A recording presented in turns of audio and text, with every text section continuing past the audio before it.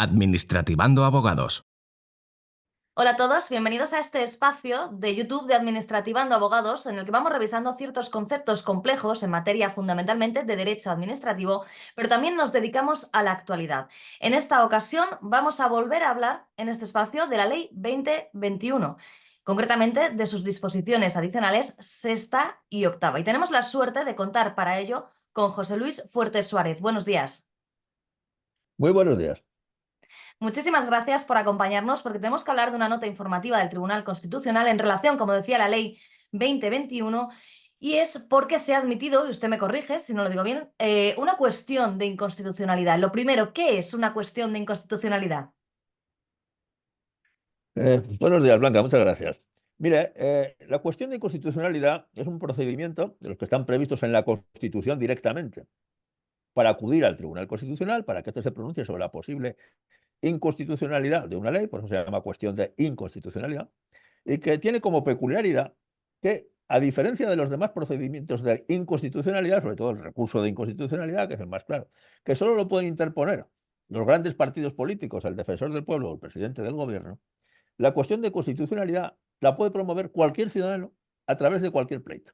Por lo tanto, es un procedimiento que supone la democratización total del control de constitucionalidad de las leyes, con la única característica que no puede hacerse directamente por el ciudadano al tribunal, sino que tiene que hacerse a través de un pleito concreto que tiene ese ciudadano ante un tribunal, sea laboral, contencioso o penal, y este ciudadano, cuando comprueba que la solución de su pleito puede depender directamente de la posible constitucionalidad o inconstitucionalidad de la norma que se aplica a su caso, le dice a su tribunal: oiga, tribunal, tenemos aquí este pleito pendiente. Entiendo que podría ocurrir que esta norma, que es la que lo puede resolver porque es de necesaria aplicación, es lo que se llama la norma relevante. Esto se llama el juicio de relevancia.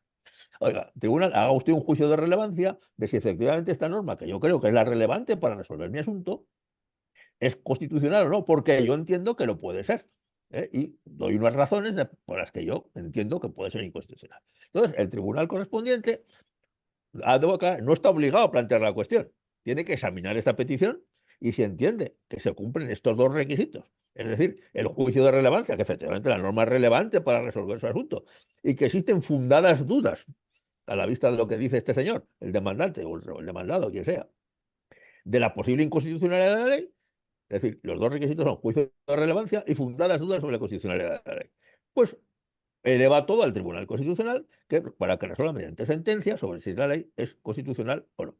Y la consecuencia que tiene esto es que, una vez resuelto esto, no solo va a beneficiar en su caso al recurrente individual, sino que va a beneficiar a todo el mundo, porque ya, si la norma es inconstitucional, se anula para todo el mundo, sea expulsada del ordenamiento jurídico, como si nunca hubiera existido.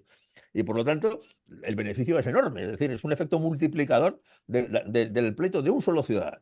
Un solo ciudadano puede producir la mejora de la situación constitucional de todo el ordenamiento jurídico. Procedimiento muy útil, puesto que en muchas ocasiones, a través de este procedimiento, los ciudadanos han conseguido directamente, a través del mismo, pues una mejora enorme de la calidad constitucional de nuestras vidas. Por ejemplo, a través de esto se derogó la necesidad de que la declaración de la renta de los cónyuges fuera conjunta. Y el Tribunal Constitucional impuso que fuera separada si se quería que fuera separada. Y la ley no lo permitía, no había habido nada de eso. Y pues un ciudadano con un mérito enorme llegó a través de la cuestión al Tribunal Constitucional, para todo el mundo, suprimió esta obligación. Y ha habido también, es decir, que los ciudadanos tienen la posibilidad de mejorar mucho, y el propio tribunal puede mejorar muchísimo la vida práctica de los ciudadanos a través de estas declaraciones de constitucionalidad, a través de las cuestiones de constitucionalidad, y así ha ocurrido varias veces. Pues muchas gracias por la explicación, porque nos permite ver la trascendencia que puede tener esta figura. Y centrándonos en el caso que nos ocupa hoy, ¿nos podría explicar un poco o qué implica esta admisión a trámite? Bueno, cuando el tribunal correspondiente, donde se sustancia el pleito del ciudadano concreto, entiende que se cumplen estos requisitos, lo eleva al Tribunal Constitucional. Y el Tribunal Constitucional primero tiene que ver si aparentemente se cumplen los dos requisitos o no. Es decir, si el Tribunal Constitucional, que es soberano para admitir las cosas que llegan a él, eso se llama cerciorari, ¿no? La apreciación, igual que el Tribunal Supremo Americano, que solo hay uno, claro, le llegan miles de casos, porque en Estados Unidos también cualquier asunto, incluso más nimio, puede llegar al Tribunal Supremo Americano, que hace del Tribunal Constitucional, porque ahí no hay Tribunal Constitucional. Pero claro, en la práctica es el Tribunal Constitucional igual que aquí. También ha influido muchísimo en la vida de la gente y casi más que el legislador en Estados Unidos. La lectura de derechos, la segregación racial, todas estas cosas han sido mejoradas fundamentalmente más por el Tribunal Supremo Americano que por el propio Congreso de los representantes de allí, como sabe todo el mundo. Eso es una cosa que estoy diciendo ahora nuevo. El Tribunal Constitucional, entonces, primero, ve si se cumplen los requisitos. Es decir, si efectivamente la norma es relevante y, en segundo lugar, si hay fundadas dudas sobre su posible constitucionalidad. Si entiende que se cumplen, la admite a trámite, que es lo que ha hecho ahora. Es decir, la admite y va a sentencias. Si evidentemente comprueba a simple vista que no se dan los requisitos, es decir, si la norma no es relevante, porque eso se ve para resolver ese asunto, y si no hay ni la menor duda, en fin, de su posible inconstitucionalidad, pues simplemente la inadmite y se acabó. Aquí la ha admitido. La ha admitido y, por lo tanto, el tribunal ha iniciado un proceso de revisión constitucional de esa ley y va a sentenciar. Eso es la Ujú, admisión a trámite. ujú, Bueno, ¿qué es lo que ha pasado aquí? Pues aquí, aquí lo que ha pasado es que se ha promovido la posible inconstitucionalidad de una norma que permite integrar a los funcionarios interinos como funcionarios de carrera, como establece la ley, lo cual en principio está bien, pero estableciendo como mérito a computar algo que no es mérito. Es decir, esto ya hay una doctrina constitucional ya precedente, que es por lo que se basa eso, si no, no lo habrían admitido.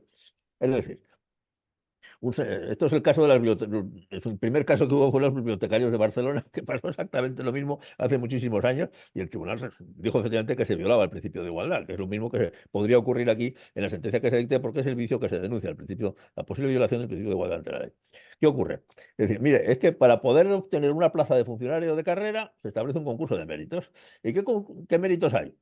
Bueno, pues mire usted, yo tengo tal título académico, tengo tantos años de experiencia como funcionario de carrera en otra administración pública, tengo tales cursos realizados, conozco tales idiomas, son méritos perfectamente valorables y aquí no hay nada que decir.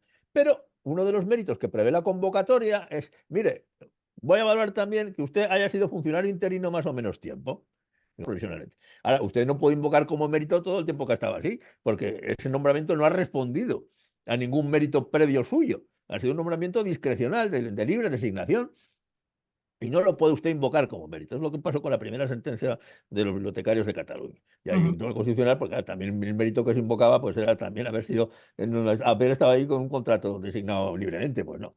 Y aquí, como la convocatoria permite la apreciación de este mérito, pero es un mérito, por lo tanto, viola el artículo 23 de la Constitución, de que solo se puede acceder a las funciones y cargos públicos en principios de igualdad y de la ley, y también los principios de mérito y capacidad que están en la Constitución, y por lo tanto hay unos ciertos fundamentos de que efectivamente la norma pueda ser en este punto inconstitucional y que la norma es relevante, pues no cabe la menor duda para resolver el caso de estas personas. Con lo cual, el Tribunal Constitucional se va a pronunciar para todo el mundo sobre la posible inconstitucionalidad de apreciar como mérito algo que no lo es.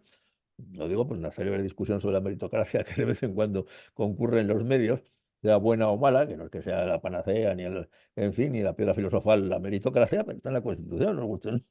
Y los padres constituyentes la pusieron ahí por la función pública, para otras cosas, pues no lo sabemos, pero para la función, por ejemplo, para ser político o presidente del gobierno o ministro no hace falta ningún mérito de ningún tipo y no pasa absolutamente nada. Pero ahí no hay meritocracia, hace falta ser legítimamente elegido por la soberanía popular, que es igual o mejor que cualquier mérito, por supuesto. Eso no cabe la menor duda. Pero para ser funcionario no, para ser funcionario hay que tener algún mérito que otro. Y por lo tanto aquí hay méritos que no dependan de la libre designación de nadie, es decir, no de la complacencia de terceros, sino de los méritos propios.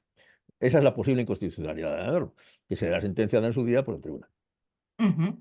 Y bueno, por lo que usted ha ido diciendo, ha empezado comentando que esta cuestión de inconstitucionalidad puede cambiar la vida de todos. Por tanto, vamos a hablar un poco de lo que podría pasar, si no le parece mal, en el caso de que efectivamente se determinase que se incumple el principio de igualdad obligatorio. Vamos, como ha dicho usted, que está la Constitución para ser funcionario. ¿Cree que se aplicaría al resto de procesos que estén en este momento? Sí, sí, indudablemente. Que sí, claro, eso vincula a todos los demás procesos. Eso no cabe la menor duda. Entiendo yo que sí. Y por lo tanto, hombre, si no sabemos si hay más procesos o no, pero si hay más procesos o no, pues entonces, evidentemente, los tribunales correspondientes deberían suspender las sentencias que haya pendientes hasta que resuelva el Tribunal Constitucional lo que diga, lo que pasa en esta. Porque Ujú. si no, claro, corren el grave riesgo de citar una sentencia para una norma que se declara inconstitucional. Pues, eso podría pasar. Y otra pregunta que seguro preocupará a muchos opositores o a muchos que hayan quizás sacado su plaza de una manera que ahora se declare que está en virtud de una ley inconstitucional. ¿Qué se haría en esos casos? Si ya acaba el proceso selectivo, si Ujú. se ha terminado. Eso es una buena pregunta. Eso también pasó con la declaración de la renta. Esa es la cuestión esa que he dicho. Claro, llevábamos años presentando obligatoriamente declaraciones conjuntas de los cónyuges para muchas personas que no lo querrían haber hecho si se hubiera aclarado esto. ¿Qué pasó con todas esas declaraciones, los impuestos pagados y devengados con anterioridad amparados en una norma que se declara inconstitucional? Bueno, pues ahí se aplica generalmente una doctrina que se llama la nulidad prospectiva. Es decir, lo que hace el Tribunal Constitucional es declarar la nulidad de todo esto, pero para el futuro, no para las situaciones consolidadas firmes anteriores, porque por el principio elemental de aplicación de la buena fe y la seguridad jurídica. En aquel caso, todas las declaraciones de la renta conjuntas que no hubieran sido impugnadas por los sujetos pasivos, pues quedaron consolidadas. Las que estaban pendientes por impugnación, no, claro, pero la inmensa mayoría que estaban ya firmes y consolidadas, pues se vieron inalteradas. Aquí todas las personas que han obtenido su plaza con anterioridad en procesos selectivos cuyos resultados no han sido impugnados, que lo normal, no tienen que tener ningún problema, porque la nulidad sea prospectiva, probablemente, vamos, casi con seguridad, y no se alterará las situaciones consolidadas adquiridas de buena fe. Ujú. Entonces estamos hablando de que fundamentalmente afectará a los que estén abiertos en proceso ahora mismo Y para el o a los futuro. del futuro, que se fueran a sacar con unas bases parecidas. Así es, indudablemente. Estupendo, pues creo que nos ha quedado muy clara toda la información. No sé si tiene algo más que añadir por su parte. Sí, simplemente debo decir muy brevemente que en las cuestiones de inconstitucionalidad, a diferencia de cómo ocurre en los recursos, incluso en los amparos, el Tribunal Constitucional suele ser bastante rápido en sentenciar. Es decir, una cosa que se le reprocha al Tribunal Constitucional, se le reprocha con cierto fundamento, por la carga de trabajo tremenda que tiene, es que algunas tarda años y años, algunas veces en los recursos de constitucionalidad. No voy a pensar en algún ejemplo, pero algunos casos han tardado pues, muchos, muchos años. ¿Eh? Y en los recursos de amparo, pues no tarda tanto, pero también tarda bastante. Eso ya depende. Sin embargo, en las cuestiones, el tribunal es muy rápido, es decir, actúa con mucha diligencia y enseguida, porque es consciente de que hay un proceso pendiente y posiblemente otros muchos procesos pendientes, pues actúa con gran celeridad. Y debo decir además que este Tribunal Constitucional, se diga lo que se diga de él, está demostrando que es un Tribunal Constitucional, dejando aparte que uno esté más o menos de acuerdo con el contenido de sus sentencias, en eso no entro, está demostrando, y eso es indiscutible, que es extraordinariamente diligente. La actual composición del Tribunal Constitucional Español, dicho sea, sin ninguna connotación de ningún tipo, es un tribunal muy trabajador.